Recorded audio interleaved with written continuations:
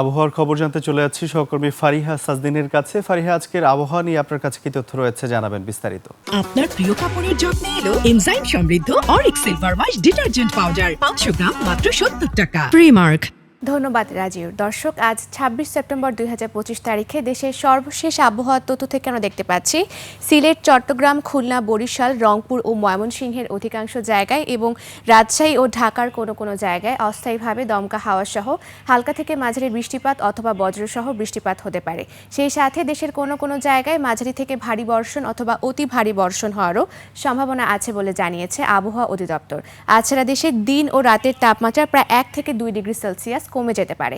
বর্তমানে মৌসুমী বায়ুর অক্ষের বর্ধিতাংশ ভারতের রাজস্থান, বিহার, উত্তরপ্রদেশ, পশ্চিমবঙ্গ ও বাংলাদেশের মধ্যাঞ্চল হয়ে আসাম পর্যন্ত বিস্তৃত রয়েছে, যা বাংলাদেশের ওপর মোটামুটি সক্রিয় এবং উত্তর বঙ্গোপসাগরে মাঝারি অবস্থায় রয়েছে এবং উত্তর পশ্চিম বঙ্গোপসাগরে সৃষ্টরত লঘুচাপটি বর্তমানে ঘনীভূত হয়ে যেতে পারে।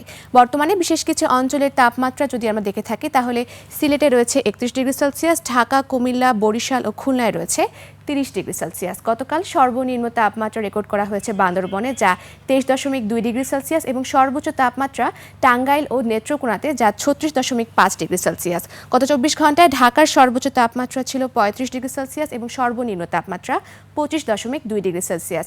আজ ঢাকার আকাশ আংশিক মেঘলা থাকতে পারে এবং দক্ষিণ অথবা দক্ষিণ পূর্ব দিক থেকে ঘন্টায় 10 থেকে 15 কিলোমিটার বেগে বাতাস প্রবাহিত হতে পারে। আজ সকাল 6টা অনুযায়ী ঢাকার বাতাসের আপেক্ষিক আর্দ্রতা নির্ণয় করা হয়েছে 94%। সেই সাথে আজ ঢাকার তাপমাত্রা শুষ্ক থাকবে এবং আজ সূর্যাস্ত হবে সন্ধ্যা 5:51। দর্শক, এই ছিল আমাদের আজকের আবহাওয়ার তথ্য। ফিরে যাচ্ছে রাজিউরের কাছে। রাজিউর। ফারিহা, ধন্যবাদ আপনাকে।